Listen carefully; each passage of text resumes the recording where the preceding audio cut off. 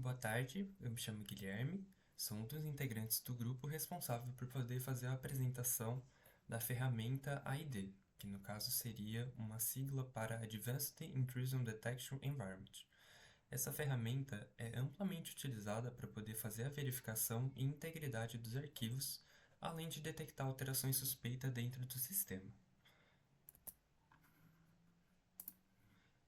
Durante toda a apresentação, a gente vai seguir a estrutura de apresentar a introdução, os requisitos necessários, a instalação da ferramenta, testes e um exemplo de uso ao final.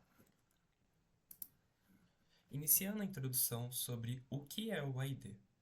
O AID basicamente seria uma ferramenta de detecção de intrusão baseada em arquivos. Basicamente, em termos simples, ele serve para poder fazer a monitoração de arquivos e diretórios de um sistema, fazendo a criação de um banco de dados de referência, que funciona basicamente como um retrato do estado atual dos arquivos a serem monitorados, basicamente uma screenshot. Depois disso, sempre que uma nova verificação é feita, o ID ele vai fazer a comparação com os arquivos atuais que a gente tem dentro desse banco de referência e verificar se existe alguma coisa que pode ter sido modificada. Ou seja, basicamente a data, permissões de acesso ou até mesmo a existência de um novo arquivo dentro desse banco de dados que não deveria estar ali. Em resumo, é basicamente isso. Como ele funciona? Basicamente, o funcionamento do ID, como dito antes, ele é bem direto e basicamente muito eficaz.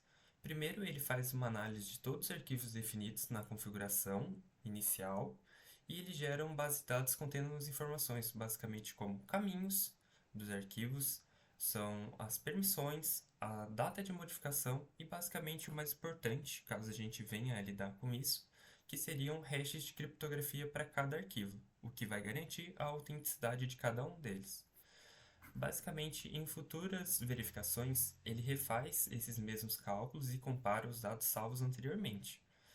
Ou seja, basicamente, ele vai fazer todo o recálculo para poder fazer a verificação se existe alguma coisa que foi gerada dentro desses hashes que não bate com a referência anterior que ele tinha.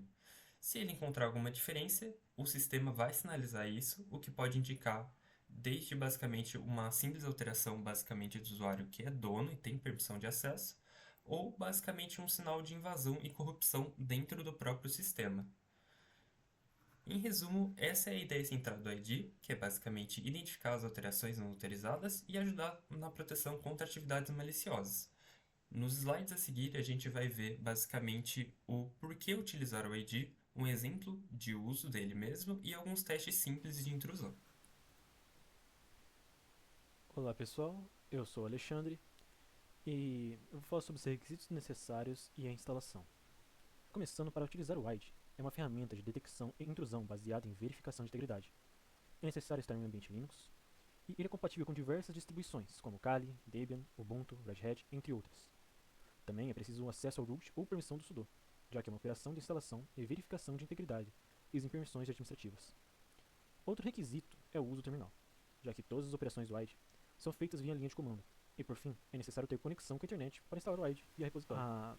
Falando agora sobre a instalação, no Kali é simples e direta. Primeiro, atualizamos o pacote do sistema com o primeiro comando que podemos ver aqui. Em seguida, instalamos o WIDE com o comando sudo apt install IDE, que é o segundo nessa nossa listinha.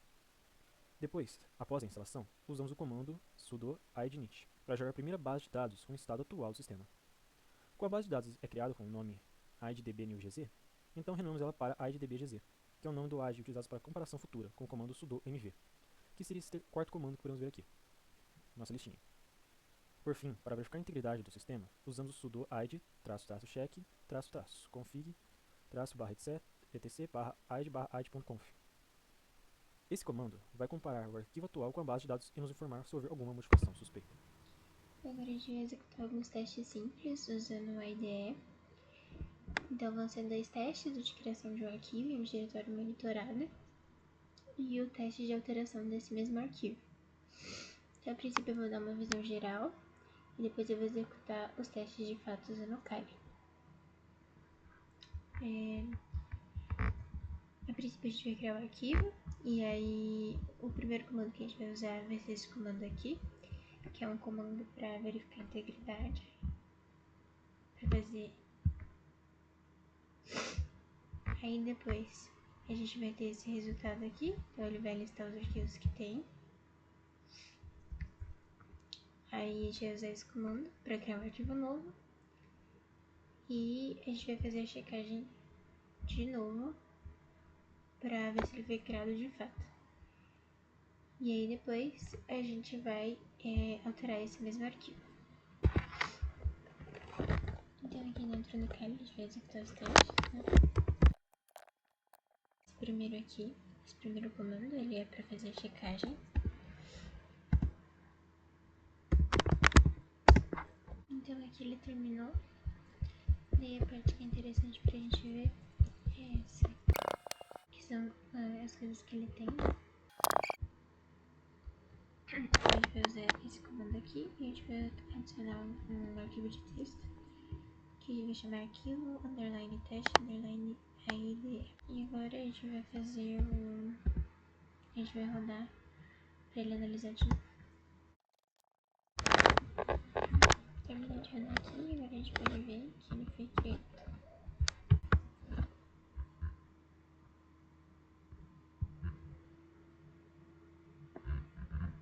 E agora a gente vai rodar esse comando aqui para inserir uma nova linha no arquivo que a gente criou.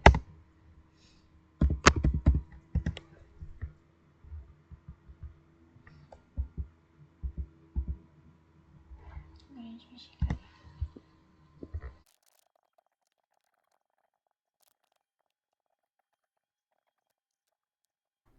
Bom, agora aqui com exemplos de uso, né?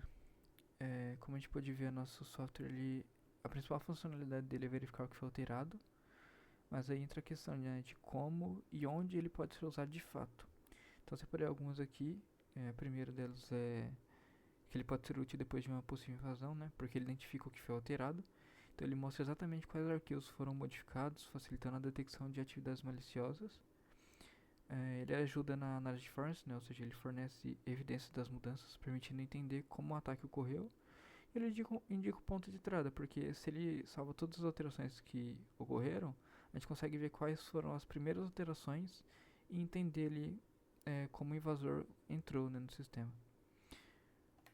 Um outro ponto aqui seria que era para atender novas seguranças, porque ele tem um registro e controle das alterações, né? Então ele mantém o histórico das mudanças dos arquivos, atendendo exigências de rastreabilidade. Ele tem demonstração de conformidade, né? Porque os relatórios do nosso software servem como prova de que há controle de integridade no sistema. Reforça a política de integridade, porque ele garante que os arquivos essenciais não sejam modificados sem detecção. E ele complementa as ferramentas de segurança, né? Porque ele atua ali junto com antivírus, firewall e backups, oferecendo uma proteção mais completa exigida por essas normas. E por fim aqui eu coloquei os servidores de produção, né? Então, principalmente ali em ambientes com poucas mudanças, ele facilita o uso do software, porque há menos risco de falso positivo e as alterações são realmente suspeitas, né? Baixo consumo de recursos, porque ele é ideal, né, para esses servidores que precisam manter um desempenho maior, já que ele é muito leve. Verificações programadas, então ele permite agendar checagens regulares sem interferir no funcionamento do servidor. Então você pode ali colocar na empresa ali, ele não tem tanta chamada de requisição de madrugada. Você pode ali agendar para toda madrugada ele fazer essas checagens, né?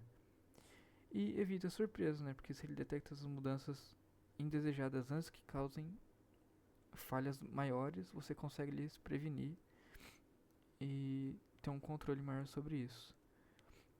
Ele só colocou uma observação que o software ele não é bom para detectar mudanças em tempo real, porque ele só detecta as alterações se você rodar o comando. Então, como eu falei ali em cima, ele pode ser usado principalmente ali com agendamento, né? Então você agenda ali por diário ou semanal ou até mensal, e aí você vai conseguir ver essas mudanças.